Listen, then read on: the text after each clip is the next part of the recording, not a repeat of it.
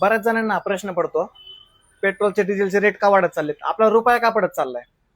त्याचं तुम्हाला एक कारण सांगतो, त्याचं रिझन पण सांगतो. 2019 मध्ये भारत पेट्रोल डिझेल म्हणजे कच्चं तेल घेत होतं इराणकडून.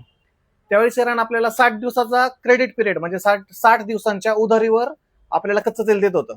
म्हणत होतं तुम्ही 60 दिवसात आमच्याकडून कच्चं तेल घ्या, त्याला प्युअर करा, पेट्रोल डिझेल मध्ये कन्वर्ट करा, काय कन्वर्ट करायचं करा, पेट्रोल पंपावर पोहोच करा, ते विका, ते विकून तुम्ही पैसे ताब्यात घ्या आणि 60 दिवसाच्या नंतर आम्हाला तुमचा नफा ठेवून आम्हाला आमचे पैसे रिटर्न करा, इंडियन रुपीज मध्ये, US डॉलर मध्ये नाही, इंडियन रुपीज मध्ये.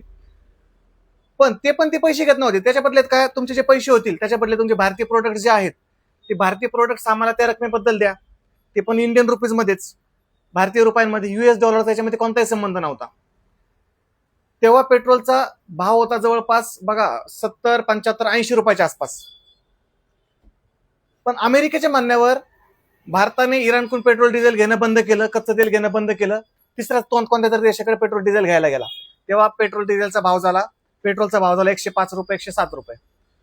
ठीक आहे, बरं ते पण गोष्ट ठीक आहे. आता बऱ्याच जणांना असा प्रश्न पडतो, मग रुपया कमी म्हणजे कमजोर होत चाललाय म्हटलं अजून पण हे वाढवा, प्रिंटिंग वाढवा, नोटांची प्रिंटिंग वाढवा.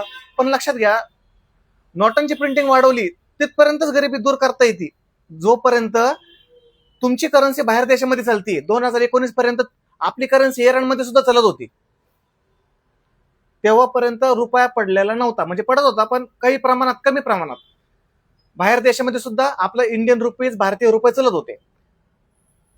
आता भारतीय रुपये दुसऱ्या देशामध्ये चालत नाहीत, म्हणजे एकदम नाच्या बरोबर चालतायत.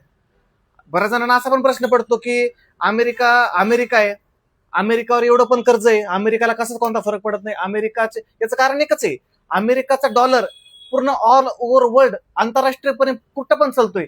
त्यामुळे अमेरिकेवर किती कर्ज होऊ द्या, अमेरिका गरीब होत नाही. लक्षात घ्या. याचं कारण असं, जोपर्यंत तुमच्या देशाची करन्सी, थोडक्यात आपल्या देशाची करन्सी जोपर्यंत दुसऱ्या देशामध्ये चालतीये तोपर्यंत रुपया कमी होत नाही. उदाहरणार्थ America all over world dollar चालतोय, अमेरिकाला कोणताही फरक पडत नाही, किती कर्ज होऊ द्या. आपली करन्सी पहिले इराणमध्ये चालत होती, रशियामध्ये चालत होती, चालायची बंद झाली. आपल्याला ट्रेड आता डॉलरमध्येच करावा लागतोय, म्हणून आपला इंडियन रुपीज कमजोर होत चाललाय. आणि यामुळेच जे 60 दिवसाचा क्रेडिट पिरियड मिळत होता तो सुद्धा बंद झाला. यामुळे आपल्याला पेट्रोल डिझेलचा रेट सुद्धा वाढलेला मिळतो. 105 रुपये होता, आता 105 वरून आता रेकॉर्ड हा 117 रुपये गेलेला आहे पेट्रोलचा रेट.